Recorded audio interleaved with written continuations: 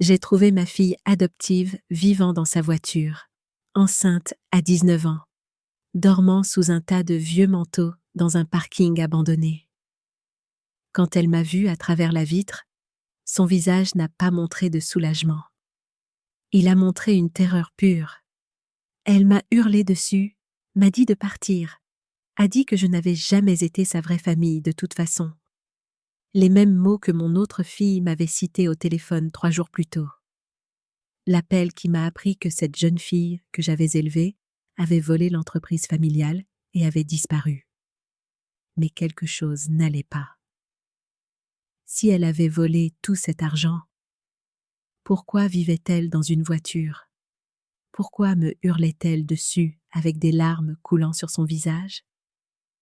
Et pourquoi avait-elle l'air plus terrifiée qu'en colère? Quelqu'un me mentait. La question était de savoir qui, et je n'allais pas m'arrêter avant de connaître la vérité. Je m'appelle Sophie, et voici mon histoire.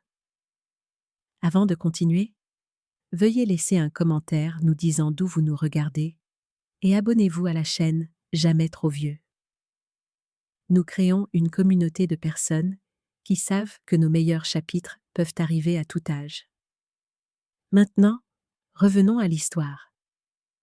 Je buvais un café sur la terrasse de ma villa en Provence quand ma fille a appelé pour me dire que la jeune fille que j'avais élevée était une voleuse. Le téléphone a vibré contre la table en fer forgé. Appel vidéo. Le nom d'Amélie sur l'écran. J'ai appuyé sur le bouton vert. Son visage a rempli le cadre. Les yeux rouges, le mascara qui avait coulé, les cheveux lâches au lieu d'être attachés comme elle les portait pour le travail. Elle était seule. « Maman !» Sa voix s'est brisée. J'ai posé ma tasse. « Qu'est-ce qui s'est passé ?» C'est Clara. Elle a mis sa main sur sa bouche, puis l'a retirée. Elle a volé dans l'entreprise. Beaucoup d'argent. On l'a surprise. Le mot est resté suspendu entre nous comme quelque chose de physique. Voler. Julien a trouvé les preuves. Des virements bancaires. De fausses factures. Elle faisait ça depuis des mois. Le visage d'Amélie s'est tordu. Elle a laissé une note. Maman, elle a dit que nous n'avions jamais été sa vraie famille de toute façon. Ma poitrine s'est serrée. 19 ans. Je l'avais élevée depuis qu'elle avait 10 ans, quand ma meilleure amie est morte et m'a fait promettre de la prendre chez moi. La fille qui étiquetait ses cahiers par couleur, qui demandait avant d'emprunter quoi que ce soit, même après 9 ans dans notre maison. Ça ne lui ressemble pas. Je ne voulais pas y croire non plus. La voix d'Amélie est devenue sèche. Je savais qu'on ne pouvait pas lui faire confiance, maman. Tu as toujours vu le meilleur en elle, mais moi, j'ai vu ça venir. J'ai ouvert la bouche. Rien n'est sorti. Julien m'a tout montré. La direction de l'entreprise a voté pour la renvoyer immédiatement. Nous n'avions pas le choix. Amélie s'est essuyée le visage avec le dos de la main. Elle a vidé son appartement et a disparu. Julien, mon gendre, l'homme que mon mari avait formé à partir de rien. Le directeur financier qui gérait l'aspect financier de notre usine de textile. Où est-elle maintenant? Je ne sais pas. Partie. Amélie s'est penchée vers la caméra. Je suis désolée, maman. Je sais que tu l'aimais, mais elle s'en est servie. Elle s'est servie de nous tous. Le soleil était chaud sur mes épaules. Une cloche d'église a sonné quelque part dans la vallée en contrebas. Tout semblait identique à 5 minutes plus tôt, mais rien ne l'était. J'ai besoin de temps pour réfléchir. Bien sûr, reste en Provence. Prends ton temps. Julien et moi, on s'occupe de tout ici. L'écran est devenu noir. Je suis restée assise là, tenant le téléphone, regardant les oliveraies qui s'étendaient sous la terrasse. Mon café avait refroidi. Jamais sa vraie famille. Non, ces mots n'appartenaient pas à la bouche de cette fille. Ils ont déclenché quelque chose dans ma tête. Un souvenir assez vif pour couper. La chambre d'hôpital sentait le désinfectant et quelque chose de sucré qui essayait de le couvrir. Hélène se mourait.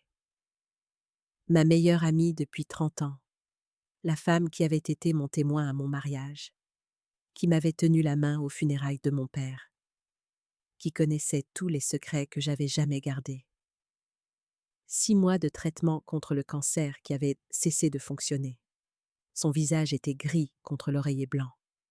Les machines émettaient ce bip régulier qui vous donne envie de crier. Elle avait saisi mon poignet. Ses ongles se sont enfoncés dans ma peau. Clara n'a personne d'autre.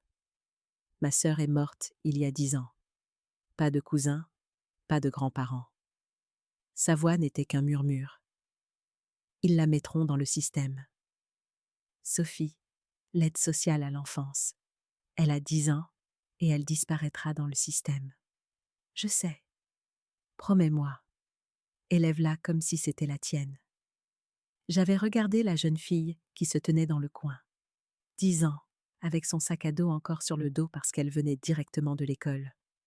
Son visage était vide, comme le visage des enfants quand ils essaient de ne pas comprendre ce qui se passe. Je te le promets. Hélène est morte 3 jours plus tard.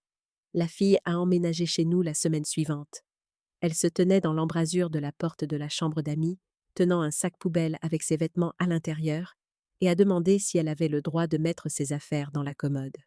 « C'est ta chambre maintenant, » lui ai-je dit. « Tu peux mettre tes affaires où tu veux. » Elle a hoché la tête, a posé le sac. Puis, elle s'est assise sur le bord du lit et a pleuré sans faire de bruit. C'était elle.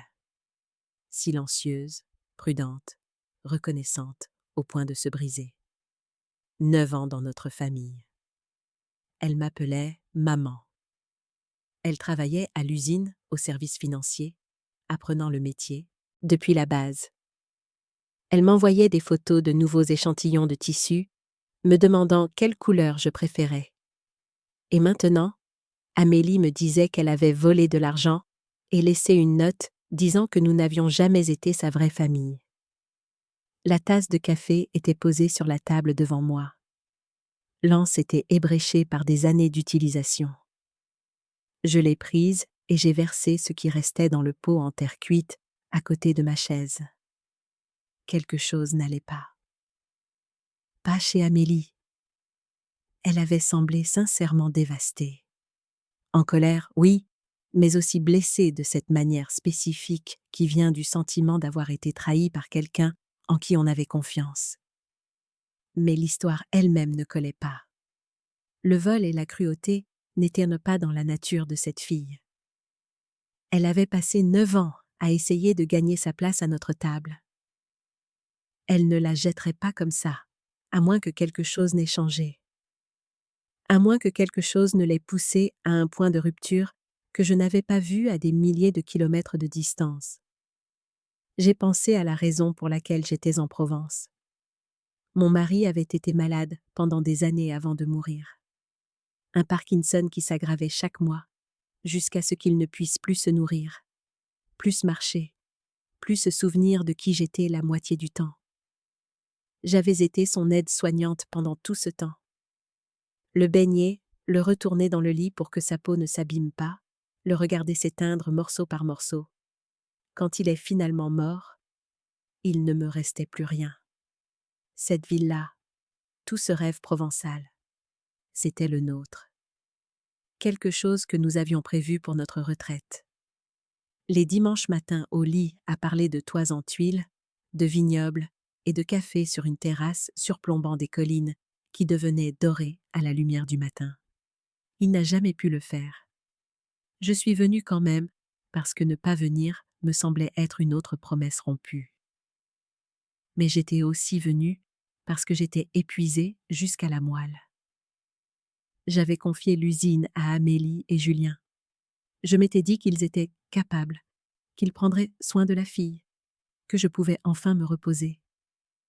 Je leur avais tout laissé en charge. Et maintenant, elle était partie. Je me suis levée. La chaise en fer a grincé contre le carrelage. À l'intérieur de la villa, j'ai traversé le couloir frais en pierre jusqu'à la chambre où j'avais laissé mon ordinateur portable sur le bureau. Je l'ai ouvert et j'ai tapé un nom que je n'avais pas utilisé depuis 5 ans. Un détective privé, discret, cher, du genre à ne pas poser de questions. J'ai envoyé un email.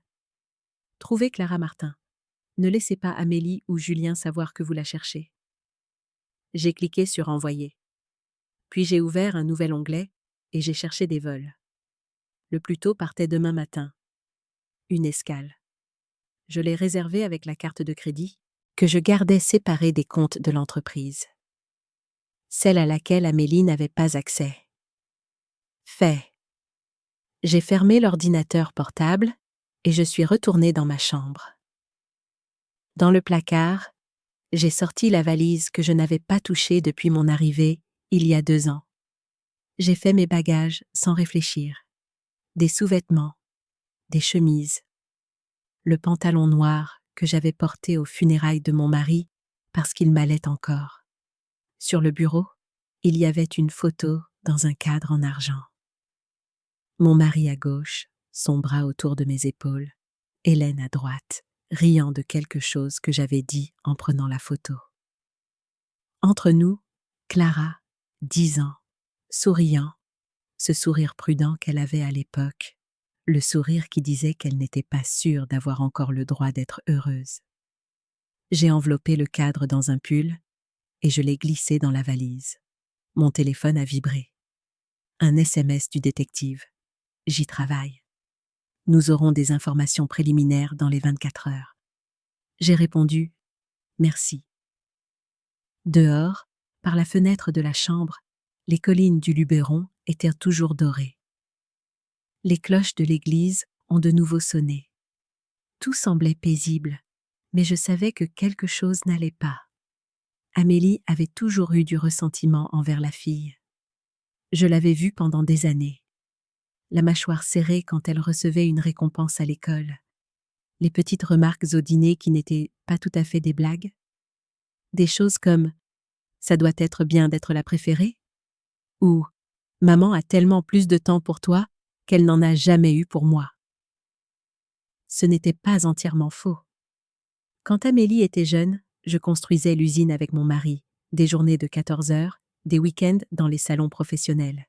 J'avais manqué des récitals, oublié des déjeuners, rentré trop fatiguée pour lui demander comment s'était passée sa journée. Au moment où la fille d'Hélène est arrivée, nous avions engagé des directeurs. Nous avions des systèmes. J'avais du temps. Et la fille avait eu besoin de moi d'une manière qu'Amélie n'avait jamais semblé avoir. Ou peut-être qu'Amélie avait eu autant besoin de moi et que j'avais été trop occupée pour le voir. Quoi qu'il en soit, Amélie avait grandi dans la jalousie. Je le savais. J'avais essayé de gérer ça, mais j'étais aussi fatiguée. Et gérer les sentiments des autres est épuisant quand on a 70 ans et qu'on vient d'enterrer son mari. Alors, j'étais partie. J'étais allée en Provence. J'avais fait confiance à mes filles pour régler ça. J'ai fermé la valise. Mes instincts hurlaient. La fille que je connaissais ne volerait pas. Elle ne s'enfuirait pas. Et elle ne laisserait certainement pas une note disant que nous n'avions jamais été sa vraie famille. Elle avait passé 9 ans terrifiée à l'idée d'être renvoyée. Elle ne partirait jamais de son plein gré, ce qui signifiait qu'il se passait autre chose. Quelque chose que je ne pouvais pas voir depuis la Provence. Je ne savais pas encore quoi. Je ne savais pas qui était en faute, mais j'allais le découvrir. J'ai repris la photo une dernière fois. Le visage d'Hélène me regardait de derrière la vitre, sa main sur l'épaule de sa fille.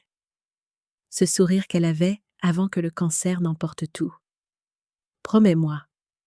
J'arrive, ai-je dit à la pièce vide, à Hélène, à la fille que j'avais juré d'élever comme la mienne.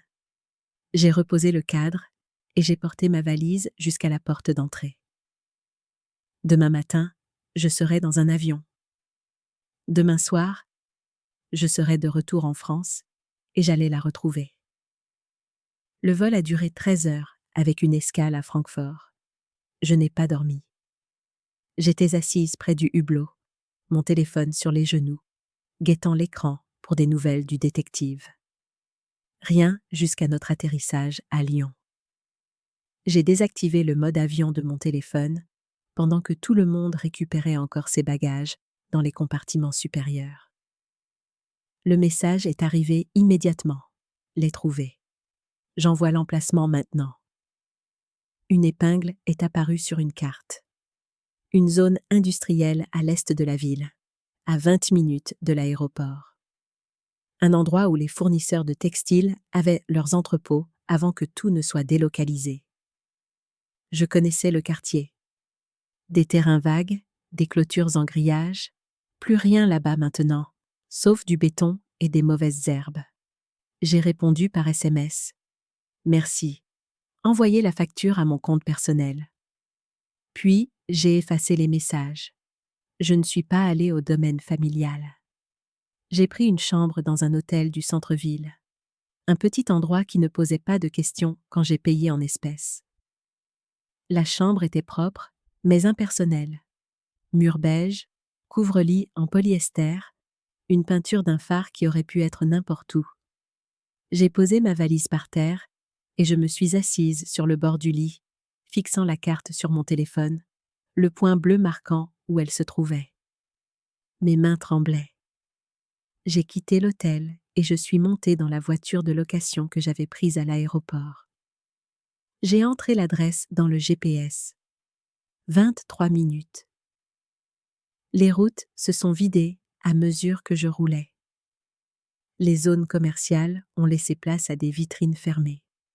Puis des terrains vagues avec des panneaux alloués qui étaient là depuis si longtemps que l'encre s'était estompée.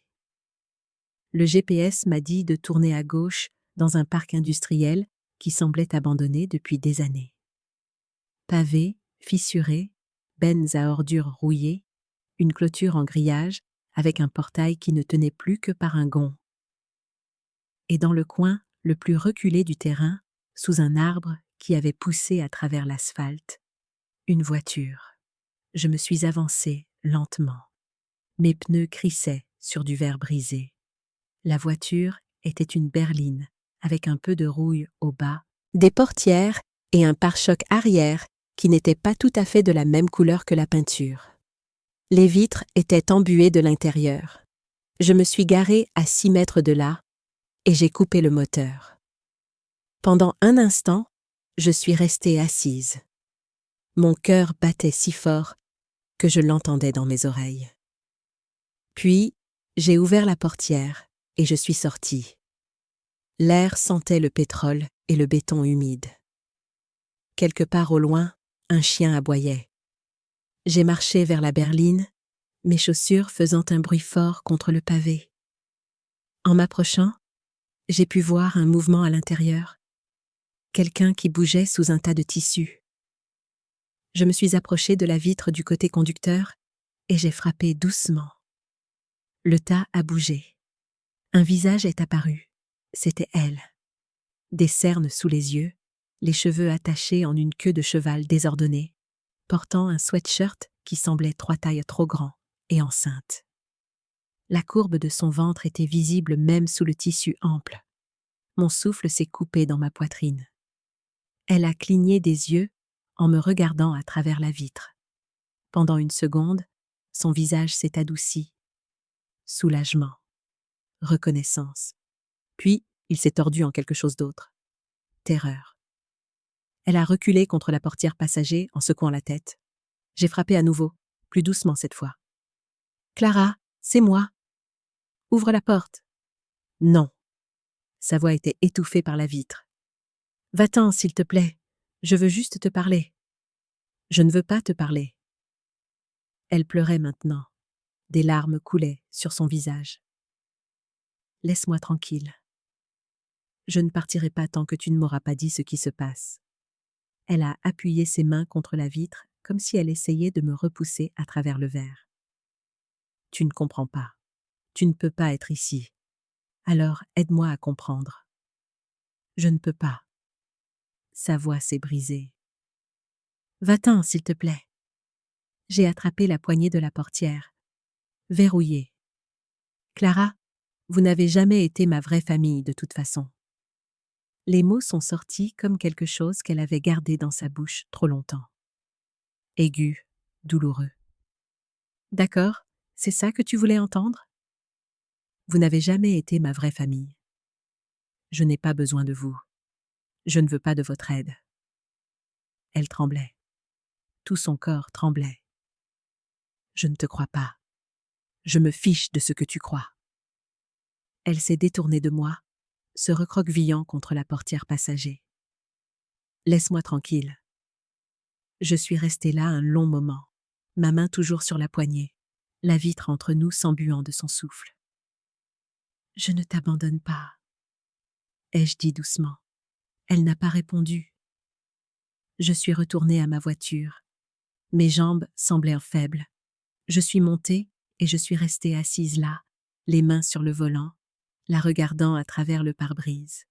Elle avait 19 ans, était enceinte, vivait dans une voiture, et elle venait de me hurler dessus en utilisant exactement les mêmes mots qu'Amélie avait cités au téléphone. Pendant un instant, tout ce qu'Amélie avait dit a semblé possible.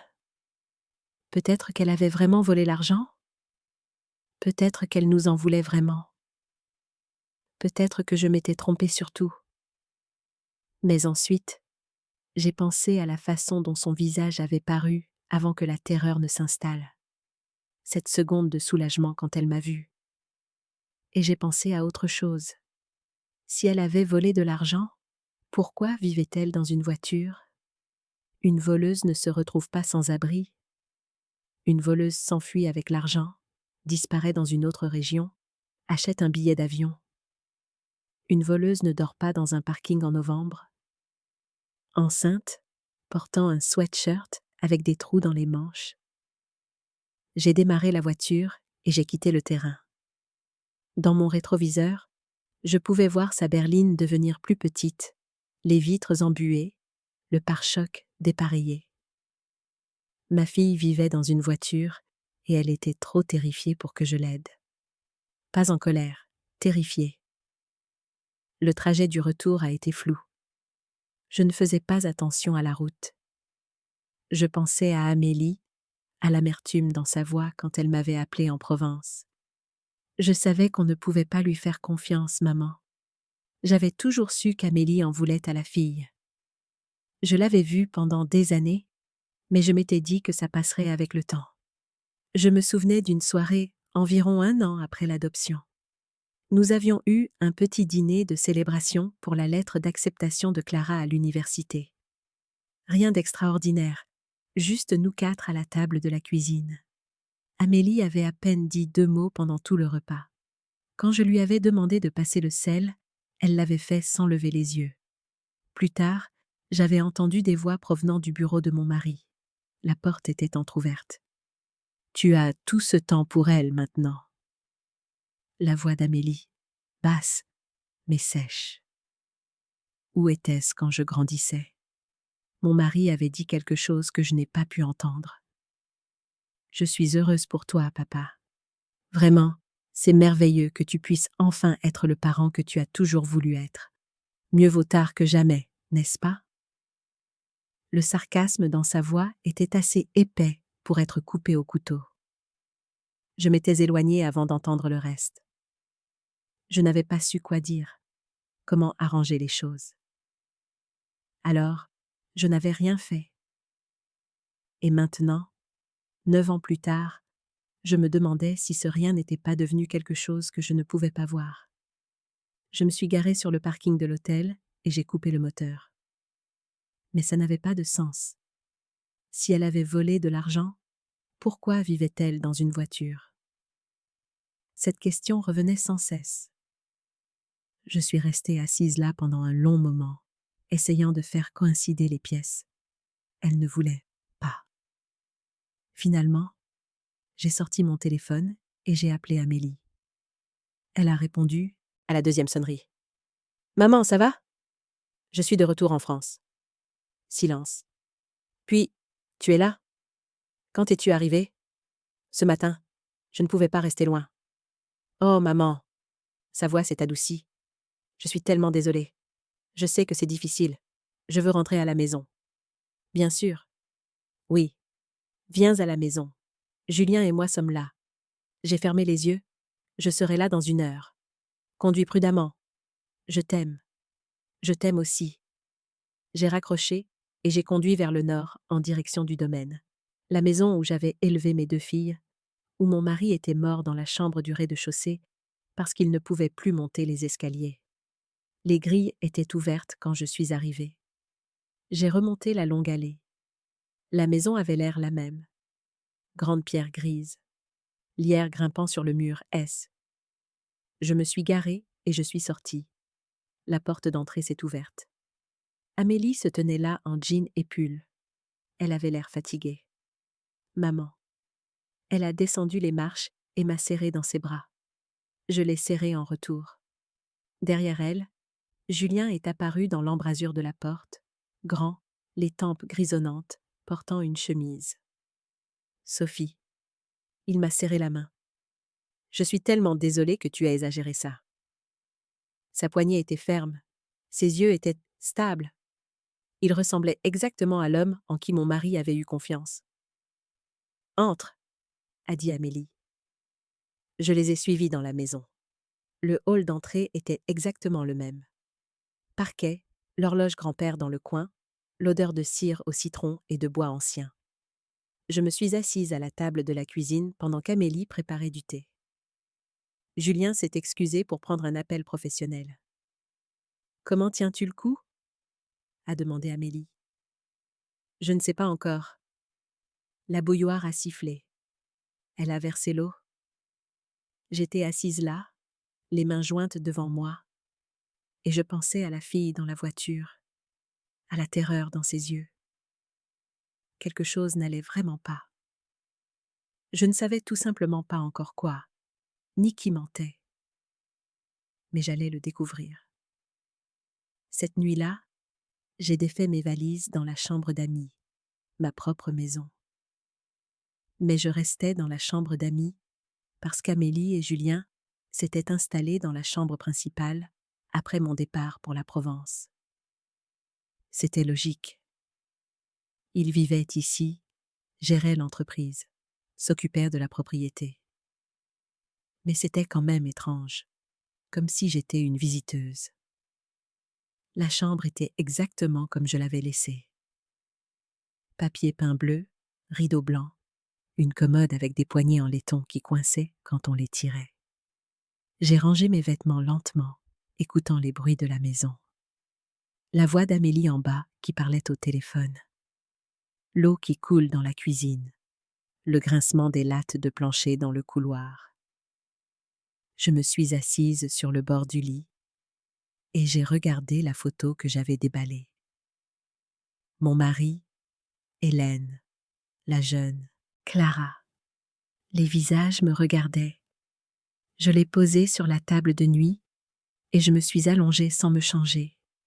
J'étais épuisée, mais je ne pouvais pas dormir. Chaque fois que je fermais les yeux, je voyais son visage à travers la vitre de la voiture. La terreur dans ses yeux. Le lendemain matin, Amélie a préparé le petit déjeuner. Œufs brouillés, toast, café trop léger, mais je l'ai bu quand même. Julien était déjà parti au bureau. Réunion matinale avec les fournisseurs, a dit Amélie. Nous étions assises l'une en face de l'autre à la table de la cuisine, la même table où nous avions pris des milliers de repas en famille. Je suis contente que tu sois là, a dit Amélie. Je ne voulais pas traverser ça seule. Je suis contente d'être venue. Elle a poussé ses œufs dans son assiette. Je n'arrête pas de penser à tous les signes que j'ai manqués. Elle était toujours si silencieuse, si prudente. Je pensais qu'elle était juste timide.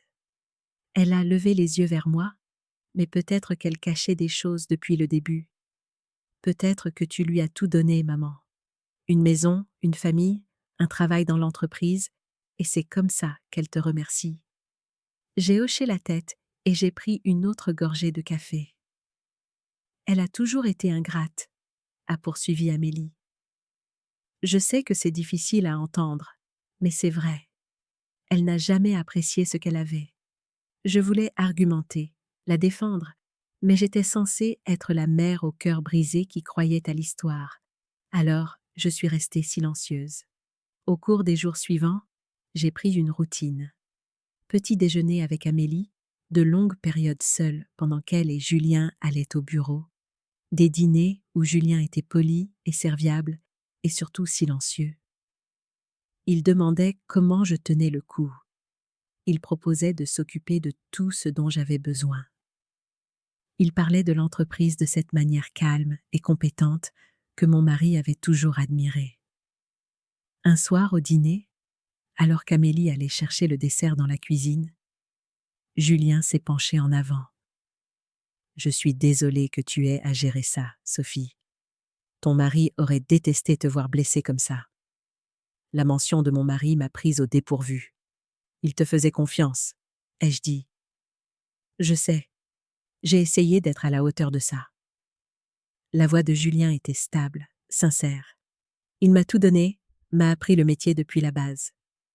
Je ne serais pas là où je suis sans lui.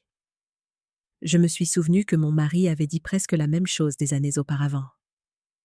Nous étions dans son bureau en train de vérifier les comptes. Il venait de promouvoir Julien au poste de directeur financier. « Ne t'inquiète pas, Sophie. S'il m'arrive quelque chose, Julien s'occupera de tout. C'est le fils que je n'ai jamais eu. » Mon mari avait souri en disant ça. Fier. Je l'avais cru à l'époque. Julien avait été le protégé parfait. Intelligent, travailleur, loyal. Maintenant, je le regardais de l'autre côté de la table et je me demandais si mon mari s'était trompé ou si j'avais tort de douter de lui. Amélie est revenue avec le café et le moment est passé. Le 4e jour, j'ai dit à Amélie que j'allais faire une promenade. J'avais besoin d'air, de temps pour réfléchir. Elle a hoché la tête et m'a dit de prendre mon temps. Je suis montée à l'étage à la place, dans le couloir, jusqu'à la chambre qui était celle de Clara. La porte était fermée. Je l'ai ouverte lentement. La chambre avait l'air exactement comme elle l'avait laissée. Le lit était fait. Des livres étaient empilés sur le bureau. Un pull était drapé sur le dossier de la chaise. Ça ne ressemblait pas à la chambre de quelqu'un qui s'était enfui. On aurait dit que quelqu'un venait de sortir un instant et serait bientôt de retour. Je me suis approchée du bureau. J'ai ouvert les tiroirs un par un. Stylos, cahier, une agrafeuse. Dans le tiroir du bas, des manuels. Finance d'entreprise, principes de comptabilité, gestion des affaires. Elle avait étudié, appris, construit un avenir. J'ai fermé le tiroir et je suis allée au placard. La plupart de ses vêtements étaient encore là. Un manteau d'hiver, des jeans pliés sur l'étagère, des chaussures alignées sur le sol. Si elle s'était vraiment enfuie, pourquoi n'avait-elle pas pris plus de choses? Je me suis agenouillée et j'ai regardé sous le lit. De la poussière, une boîte de vieux magazines et autre chose. Un petit livre avec une couverture bleue. Je l'ai sorti. Apprendre à dessiner, un guide pour débutants. La couverture était usée sur les bords. Je l'ai ouvert. Les pages étaient remplies de croquis au crayon, pas les exercices du livre. Des dessins personnels, un berceau, des lignes simples mais soignées, comme si elle l'avait dessiné encore et encore jusqu'à ce qu'elle le réussisse. Des vêtements de bébé, de minuscules chemises avec des boutons, de petits pantalons avec des ceintures élastiques, un mobile avec des étoiles suspendues à des fils, des chaussons si petits qu'ils pouvaient tenir dans la paume de ma main. Je me suis rassise sur mes talons, le livre ouvert sur mes genoux. Ce n'étaient pas les dessins de quelqu'un qui prévoyait de s'enfuir. C'étaient les dessins de quelqu'un qui se préparait, quelqu'un d'excité, quelqu'un qui construisait une vie. Elle était enceinte et heureuse de l'être. Et maintenant, elle vivait dans une voiture, trop terrifiée pour que je l'aide. J'ai fermé le livre et je me suis levée. Mes mains tremblaient. Quelque chose n'allait vraiment, vraiment pas. Une voleuse ne dessine pas des images de vêtements de bébé. Une voleuse ne laisse pas son manteau d'hiver derrière elle. Une voleuse n'étudie pas les manuels de finances d'entreprise et ne planifie pas un avenir dans l'entreprise familiale. Quelqu'un l'avait chassée.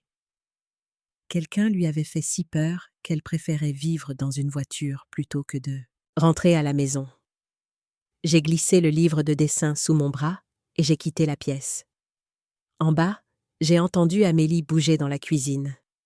Je suis allée directement dans la chambre d'amis et j'ai fermé la porte derrière moi. Cette nuit-là, après qu'Amélie et Julien se soient couchés, je me suis assise dans la chambre d'amis avec mon téléphone. J'ai fait défiler mes contacts jusqu'à ce que je trouve le nom que je cherchais. Vincent Dubois, expert comptable judiciaire avec qui j'avais travaillé il y a 15 ans lorsque nous avions un fournisseur qui tentait de gonfler ses factures. Retraité maintenant, mais consultant toujours sur des cas complexes. Je lui ai envoyé un SMS. Besoin de votre aide. Confidentiel. Pouvez-vous auditer les finances de l'entreprise? Irrégularité possible. La réponse est arrivée 10 minutes plus tard. Bien sûr, envoyez-moi les identifiants d'accès. Cela reste entre nous. J'ai répondu avec les informations de compte et les mots de passe que j'avais encore d'avant mon départ pour la Provence. Rapport uniquement à moi. Personne d'autre ne doit savoir. Fait. J'ai posé le téléphone et j'ai repris le livre de dessin. J'ai feuilleté les croquis soignés, les minuscules chaussons. Une fille qui se prépare pour son bébé ne vole pas d'argent et ne s'enfuit pas. Quelque chose s'était passé. Quelque chose l'avait poussée à partir. Et j'allais découvrir quoi. Je tendais un piège. Je ne savais tout simplement pas encore qui y serait pris. Vincent a envoyé le rapport 4 jours plus tard. J'étais assise dans la chambre d'amis quand mon téléphone a vibré. Un email avec une pièce jointe PDF. L'objet était vide. Je l'ai ouvert. La première page était un résumé. Des phrases courtes. Des chiffres qui n'avaient aucun sens jusqu'à ce que je les lise 2 fois. Détournement de fonds systématique sur 24 mois. Environ 800 000 € détournés par de fausses factures et des sociétés écrans. Virement vers des comptes offshore aux îles Caïmans. Virement supplémentaire vers le compte personnel d'une cadre subalterne nommée Rebecca Cole. Achat d'une propriété au Costa Rica enregistrée au nom d'une société écran contrôlée par Julien Cole. Valeur 450 000 €. Preuve de documentation fabriquée impliquant Clara Martin dans le vol de 42 000 €.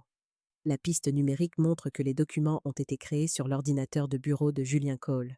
Billet d'avion aller simple pour San José, Costa Rica. Date de départ, 15 décembre. 2 passagers.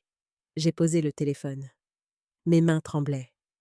Je l'ai relu, puis une 3e fois. Julien avait volé 800 000 € à l'entreprise familiale. Il avait acheté une propriété dans un autre pays. Il avait réservé des billets aller simple pour lui et quelqu'un d'autre. Et il avait piégé Clara. J'ai pris mon téléphone et j'ai appelé le détective privé qui avait trouvé Clara dans le parking. J'ai besoin que vous enquêtiez sur quelqu'un, Rebecca Cole, cadre subalterne à notre usine textile. J'ai besoin de connaître sa relation avec mon gendre. Tout ce que vous pouvez trouver. Cela prendra quelques jours. C'est bon. Soyez minutieux. J'ai raccroché et je suis restée assise là, à regarder le mur. Les 3 jours suivants ont été les plus difficiles de ma vie. Je prenais le petit déjeuner avec Amélie. Je parlais de tout et de rien avec Julien. Je souriais quand j'étais censée sourire. Et pendant tout ce temps, je savais ce qu'il avait fait. Le 3e jour, Julien a mentionné qu'il avait un voyage d'une nuit pour rencontrer des fournisseurs de tissus dans le Nord. Il serait parti jusqu'au lendemain soir. « C'est bon », a dit Amélie. « Maman et moi pouvons tenir le fort. Il est parti tôt le lendemain matin. » J'ai regardé de la fenêtre de la chambre d'amis sa voiture descendre l'allée.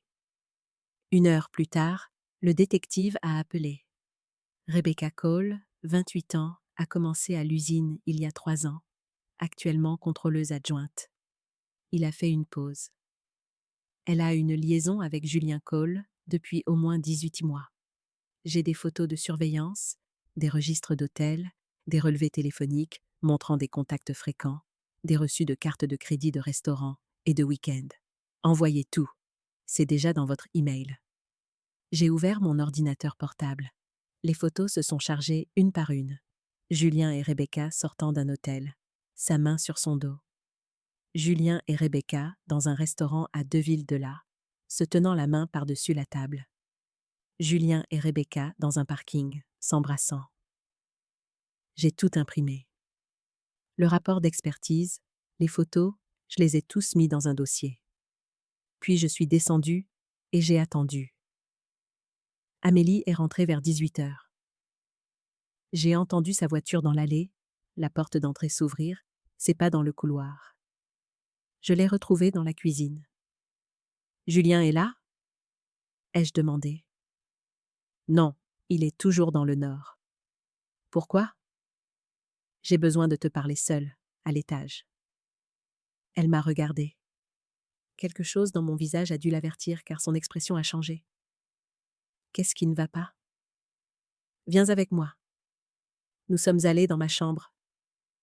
J'ai fermé la porte et je lui ai tendu le dossier. Qu'est-ce que c'est ? Regarde juste. Elle l'a ouvert. La première chose qu'elle a vue, c'est la photo de Julien embrassant Rebecca dans le parking. Son visage est devenu blanc. Elle a tourné à la page suivante, puis à la suivante. Ses mains tremblaient. Oh mon Dieu ! Sa voix n'était qu'un murmure. Rebecca de la compta. Oui. Elle s'est assise sur le bord du lit. Elle tenait toujours le dossier, mais elle ne le regardait plus. Depuis combien de temps ? Au moins 18 mois. Elle a hoché la tête lentement, comme si elle traitait des informations qui ne s'emboîtaient pas tout à fait encore.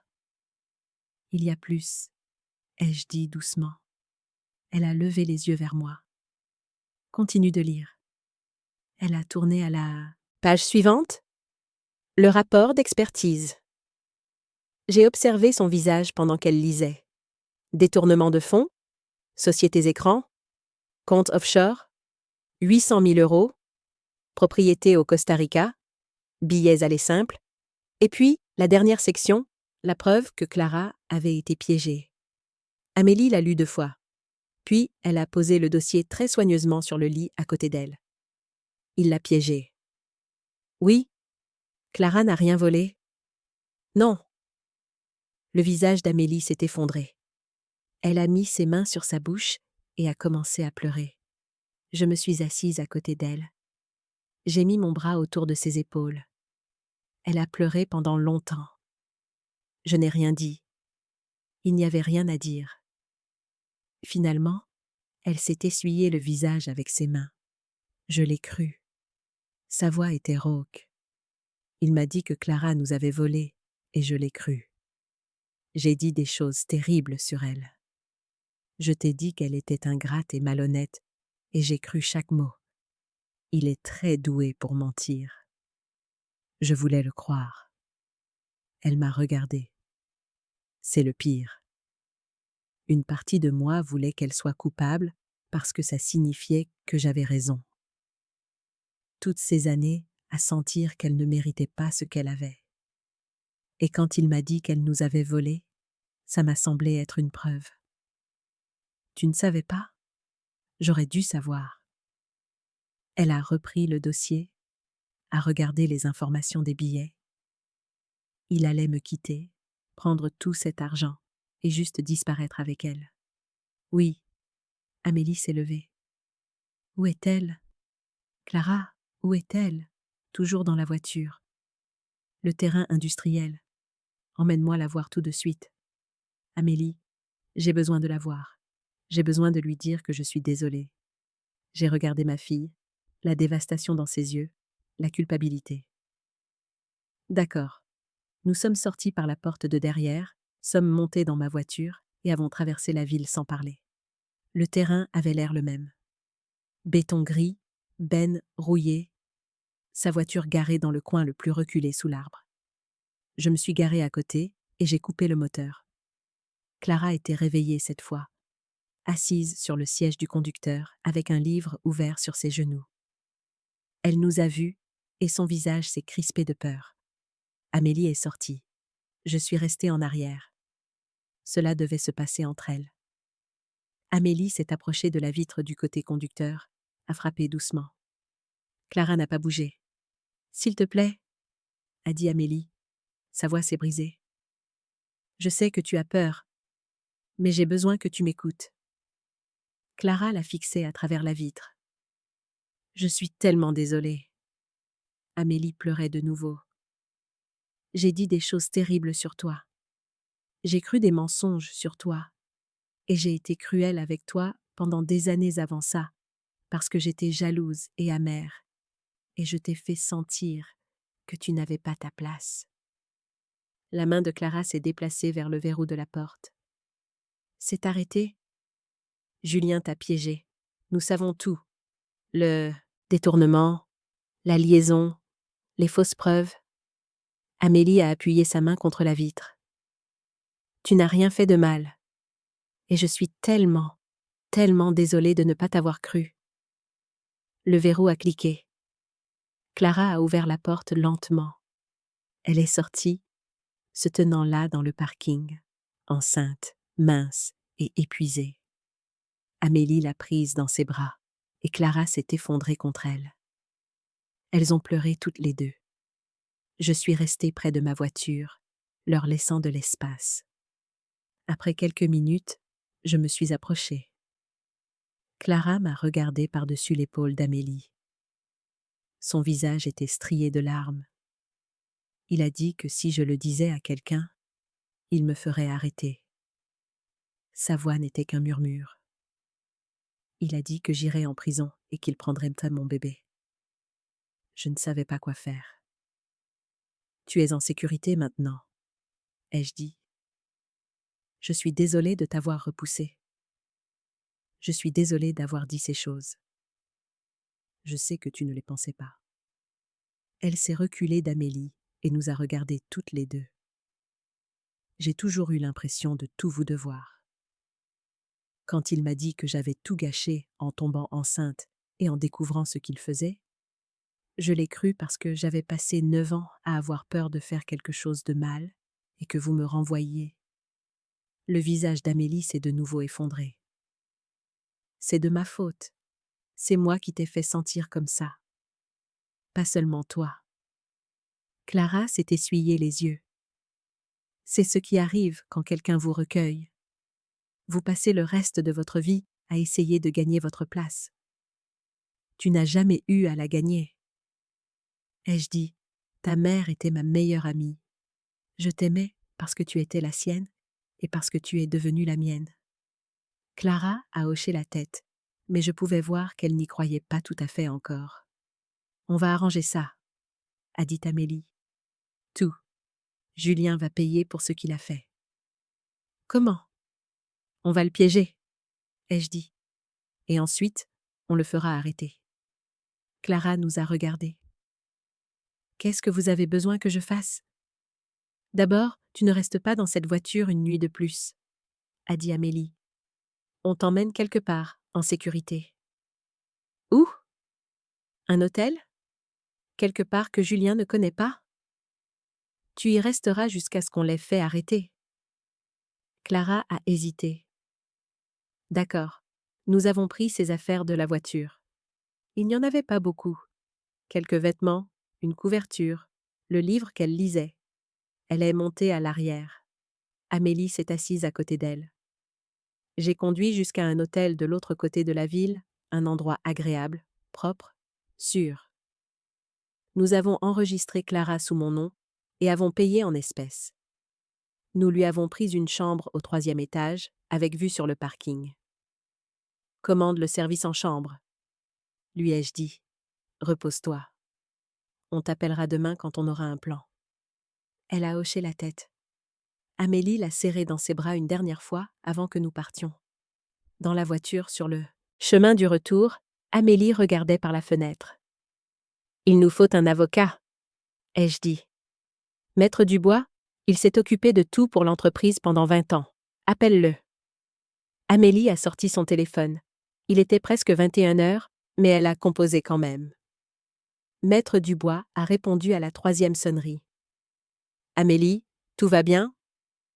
Non, nous avons besoin de votre aide. C'est urgent. Qu'est-ce qui s'est passé? Julien a détourné des fonds de l'entreprise. Nous avons des preuves. Nous devons le faire arrêter. Silence. Puis, pouvez-vous venir à mon bureau demain matin à la 1re heure? Apportez tout ce que vous avez.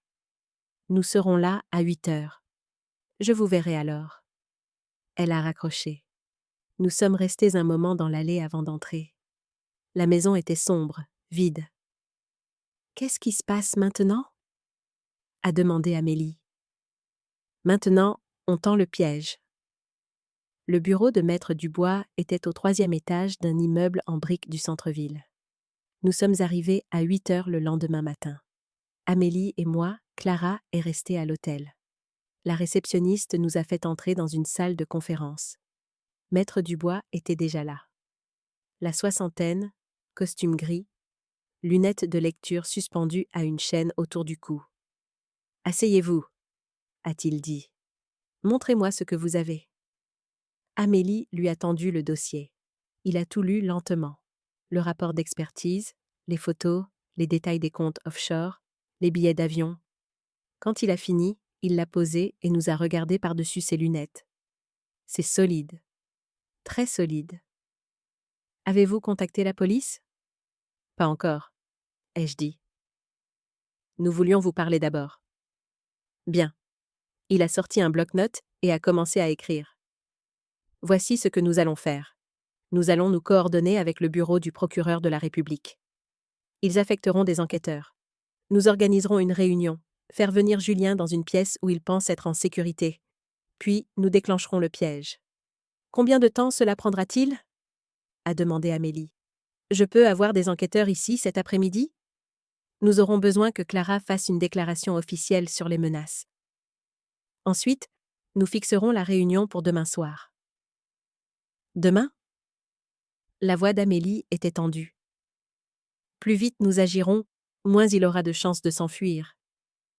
Maître Dubois l'a regardé.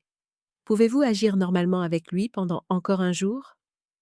Elle a hoché la tête. Oui, bien. Ne le laissez rien soupçonner. S'il a peur, tout s'effondre. Nous avons quitté le bureau 1 heure plus tard. Maître Dubois était déjà au téléphone avec le procureur. Dans la voiture, Amélie était assise, les mains sur les genoux, regardant droit devant elle. « Ça va ?» ai-je demandé. Il est rentré hier soir de son voyage. Sa voix était plate. J'étais au lit, faisant semblant de dormir quand il est entré.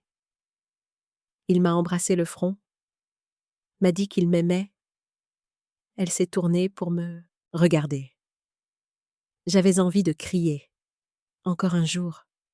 Je sais. Je l'ai ramené à la maison. La voiture de Julien était dans l'allée. Appelle-moi si tu as besoin de quoi que ce soit, ai-je dit. Elle a hoché la tête et est sortie. Je l'ai regardée marcher jusqu'à la porte d'entrée. Elle a redressé les épaules avant d'entrer. Jouant le rôle. Cet après-midi-là, j'ai récupéré Clara à l'hôtel. Nous sommes allés au commissariat où 2 inspecteurs nous attendaient. Un homme et une femme, tous 2 en civil. Ils nous ont emmenés dans une petite pièce avec une table et du matériel d'enregistrement. « Nous avons besoin que vous nous disiez tout, » a dit la femme. Elle s'appelait l'inspectrice Girard. « Commencez par le début. » Clara m'a regardée. J'ai tendu la main par-dessus la table et j'ai pris la sienne. « C'est bon, » ai-je dit. « Dis-leur. » Elle a pris une profonde inspiration. Je travaille au service financier. Il y a environ 2 mois, j'ai remarqué des irrégularités dans les comptes. Des factures qui ne correspondaient pas, des paiements à des fournisseurs dont je n'avais jamais entendu parler. Sa voix était basse, mais stable. J'ai commencé à creuser. J'ai trouvé des virements, des sociétés écrans, de l'argent qui disparaissait. « Qu'avez-vous fait ?» a demandé l'inspectrice Girard. Je suis allée voir Julien. c'est le directeur financier. Je pensais qu'il y avait peut-être une explication. Peut-être que je manquais quelque chose. Elle a fait une pause. Il m'a dit que j'avais eu raison de venir le voir. Il a dit qu'il enquêtait aussi dessus. Il m'a demandé de ne le dire à personne d'autre jusqu'à ce qu'il ait découvert qui était responsable. Et puis, une semaine plus tard, j'ai découvert que j'étais enceinte. J'ai dit à Amélie, ma sœur. J'étais excitée et effrayée. Sa voix s'est brisée. Elle a dû le dire à Julien. Le lendemain, tout a changé. Il m'a fait entrer dans son bureau et a fermé la porte. Il a dit que j'avais tout gâché, que j'étais irresponsable et stupide.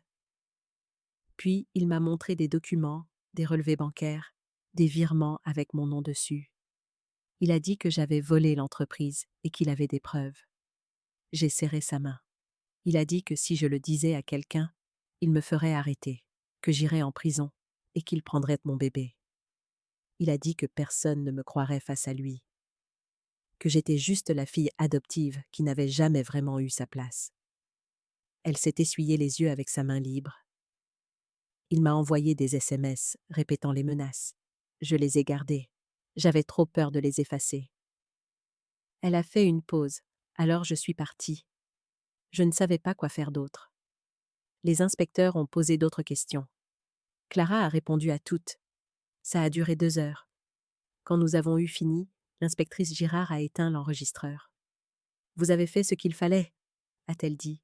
« Nous avons tout ce dont nous avons besoin. » De retour dans la voiture, Clara a appuyé sa tête contre la vitre. « Qu'est-ce qui se passe maintenant ?» a-t-elle demandé. « Maintenant, on le piège. » « Comment ?»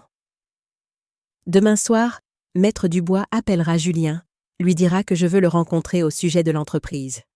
Des préoccupations financières. Julien pensera que tout va bien. Il se présentera et nous l'attendrons. Toutes les 3. Oui.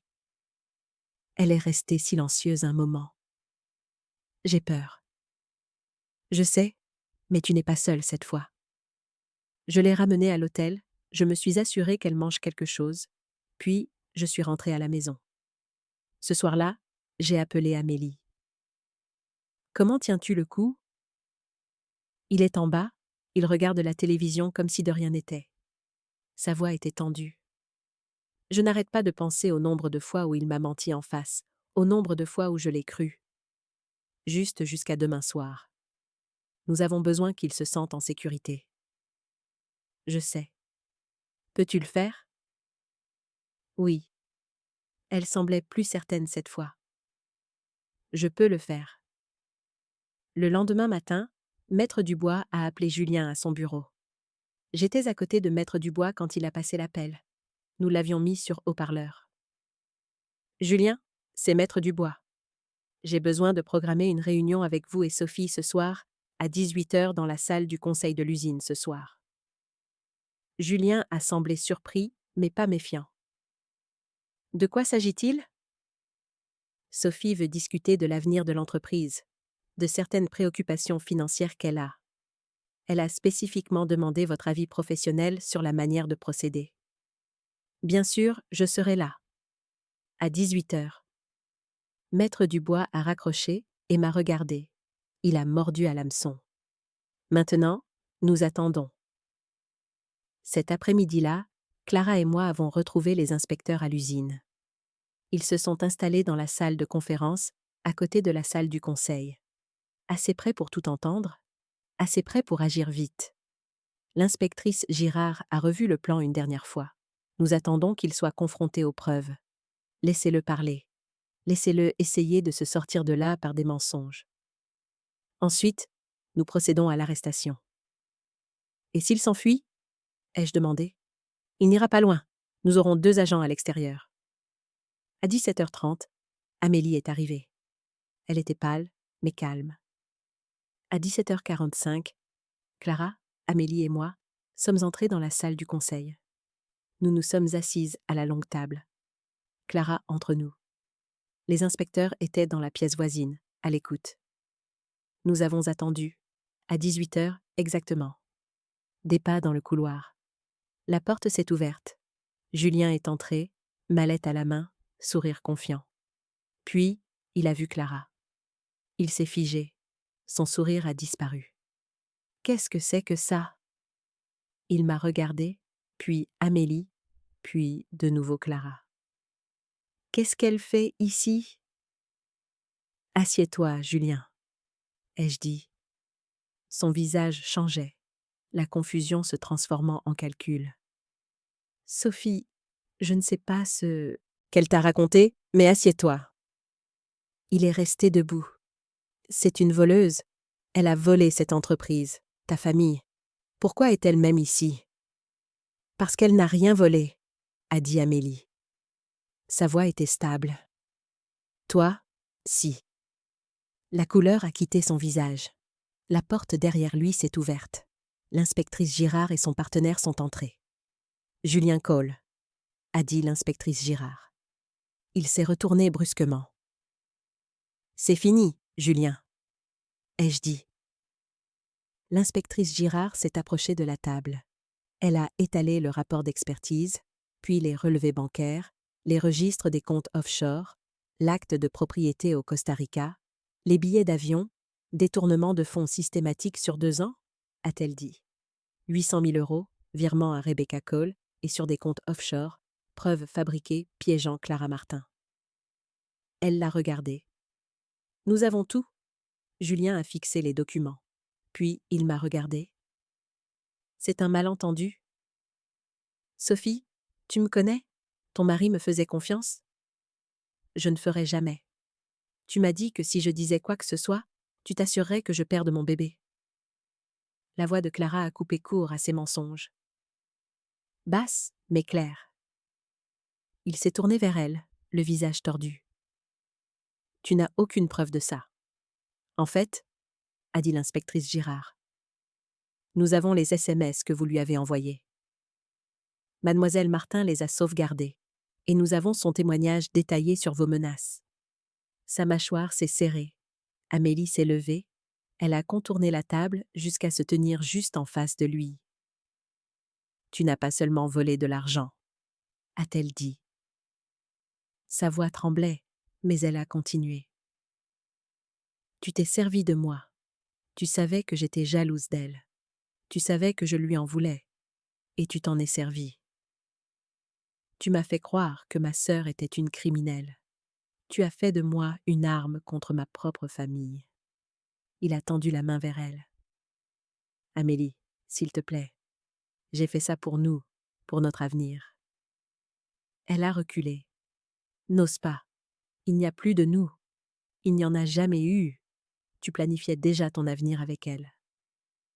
Sa main est retombée. L'autre inspecteur s'est avancé avec des menottes. Julien Cole, vous êtes en état d'arrestation pour détournement de fonds, fraude et intimidation de témoins. Le visage de Julien est passé du blanc au rouge. C'est insensé. Vous ne pouvez rien prouver de tout ça. Je me battrai. Je vais... L'inspecteur a tiré ses bras derrière son dos, a claqué les menottes. Vous avez le droit de garder le silence. Julien nous a regardés toutes les trois, debout, là ensemble, son visage rempli de rage et d'autre chose. De peur. Vous le regretterez, a-t-il dit. Toutes? Je ne crois pas, ai-je dit. Ils l'ont fait sortir, ses pas résonnant dans le couloir, les portes de l'ascenseur s'ouvrant, puis le silence. Nous sommes restés là toutes les trois, immobiles, sans parler. Dehors, par les fenêtres, les lumières de la ville commençaient à s'allumer. Le ciel passant du bleu au violet. J'ai pris les mains de mes 2 filles, Clara à ma droite, Amélie à ma gauche. Elles se sont accrochées. Nous sommes restés là ensemble dans la salle du conseil où mon mari et moi avions bâti cette entreprise, où nous avions pris des décisions, signé des contrats et planifié un avenir que nous pensions comprendre.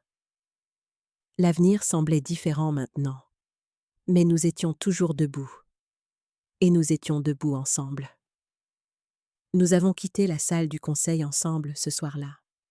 Nous sommes sortis sur le parking, sous les lampadaires qui rendaient tout plus doux que ça ne l'était. Clara est rentrée à la maison avec nous. Pas à un hôtel, à la maison. Elle a réintégré son ancienne chambre, celle avec les livres encore empilés sur le bureau et le manteau d'hiver toujours accroché dans le placard, comme si elle n'était jamais partie. Mais tout semblait différent maintenant, plus léger. La maison ne retenait plus son souffle. Au cours des semaines suivantes, nous avons trouvé un nouveau rythme. Petit déjeuner ensemble. Amélie et moi conduisant Clara, à tour de rôle, au rendez-vous chez le médecin. De longues soirées dans le salon, où nous ne parlions pas beaucoup, mais où nous étions assises ensemble quand même. Amélie a commencé une thérapie 2 fois par semaine au début. Puis, une fois. Elle rentrait de ses séances silencieuses. Parfois, ses yeux étaient rouges. Un soir, elle a frappé à la porte de Clara. Je passais par là et j'ai entendu sa voix à travers le bois. Je suis désolée. Je sais que je l'ai déjà dit, mais je dois le redire. J'ai été cruelle avec toi pendant des années et je suis désolée. La voix de Clara était plus douce. Je sais, j'essaie d'être meilleure. Je vois ça. Ce n'était pas parfait, mais c'était honnête. Le bébé est né en mars, un mardi matin froid, alors que le soleil commençait à peine à se lever. Amélie et moi étions toutes les deux dans la salle d'accouchement, de chaque côté de Clara, pendant qu'elle serrait nos mains assez fort pour nous faire des bleus. Quand ils ont posé le bébé sur sa poitrine, elle a pleuré. Nous avons toutes pleuré. Il était petit, rose, parfait. « Vous êtes sa famille ?» a dit Clara, nous regardant tour à tour, des larmes coulant sur son visage. « Toutes les deux, vous nous avez sauvés. Comment vas-tu l'appeler ?» a demandé Amélie. Clara a baissé les yeux sur le bébé, puis sur moi. « Paul, comme ton mari, l'homme qui a commencé tout ça ?» Ma gorge s'est nouée. Je n'ai pas pu parler pendant un moment. Il aurait adoré ça. Ai-je finalement réussi à dire « Je sais ». Au cours des mois qui ont suivi, la maison s'est remplie de nouveaux sons, un bébé qui pleure à 2 heures du matin, des gazouillis de la nurserie, des rires quand Amélie faisait des grimaces pour le faire sourire. J'ai appris à Clara à lire les bilans comme Paul me l'avait appris. Nous étions assises à la table de la cuisine avec des feuilles de calcul étalées entre nous pendant que le bébé dormait dans son couffin par terre. Amélie lui a montré comment présenter au conseil d'administration, comment tenir la salle, comment répondre aux questions sans paraître sur la défensive. Elles travaillaient bien ensemble, mieux que je ne l'avais espéré. L'entreprise n'a pas seulement survécu, elle a grandi. De nouveaux contrats, de nouveaux marchés, le genre de croissance qui vient quand les gens se soucient de ce qu'ils construisent. Amélie a créé une fondation caritative en utilisant une partie des fonds récupérés des comptes de Julien. Elle s'est concentrée sur l'aide aux femmes en crise, aux mères célibataires, aux femmes fuyant des situations difficiles. Elle s'y est jetée avec la même intensité qu'elle avait autrefois mise dans sa jalousie. « Je ne peux pas réparer ce que j'ai fait à Clara ?» m'a-t-elle dit un jour. « Mais peut-être que je peux aider la sœur de quelqu'un d'autre. » 5 ans ont passé. C'est mardi après-midi maintenant. Je suis assise dans mon bureau à l'usine, en train de parcourir les rapports trimestriels. Les chiffres sont bons. Mieux que bons. J'ai 75 ans maintenant, mais mon esprit est toujours vif. Assez vif pour savoir quand prendre du recul. À travers la paroi vitrée de mon bureau, je peux voir dans la salle de conférence. La réunion du conseil d'administration est en cours. Amélie et Clara présentent ensemble. Elles parlent de plans d'expansion, d'une nouvelle ligne de linge de lit en coton biologique. Elles se déplacent l'une autour de l'autre avec aisance. Clara affiche une diapositive. Amélie explique l'étude de marché. Elles terminent les phrases l'une de l'autre. Un des membres du conseil dit quelque chose. Elles rient toutes les deux. La réunion se termine. Papier brassé. Chaises repoussées. Dans le coin de la salle de conférence, Paul est assis par terre avec un livre de coloriage. 4 ans maintenant. Cheveux noirs comme sa mère. Yeux curieux comme sa grand-mère. Hélène? Il voit Clara et se relève en courant. Court vers elle. Amélie le prend dans ses bras, le fait tourner. Il glousse, ce son aigu et brillant que font les enfants quand ils sont purement heureux. Clara les rejoint, passe ses bras autour d'eux deux. Ils se tiennent là ensemble, une petite famille au sein de la plus grande. Et je regarde depuis mon bureau, avec des larmes aux yeux. Sur mon bureau se trouve la photo. Paul, Hélène, la jeune Clara. Je la prends et je passe mon pouce le long du bord du cadre. Paul et moi avons bâti cette entreprise à partir de rien. Nous y avons mis tout ce que nous avions pour créer quelque chose qui nous survivrait. J'ai toujours supposé que l'héritage passerait par le sang, qu'Amélie en hériterait parce qu'elle était la nôtre, que la famille signifiait l'ADN, les certificats de naissance et les liens légaux. Mais j'avais tort. Le véritable héritage ne s'écrit pas dans les lignées de sang. Il ne s'agit pas de savoir qui a donné naissance à qui ou dont le nom figure sur quel document. Il se forge dans les feux du pardon. Il se construit à travers les secondes chances et les conversations difficiles que l'on préférerait ne pas avoir. Il se transmet par le genre d'amour qui choisit de rester quand partir serait plus facile. Mes filles me l'apprennent chaque jour.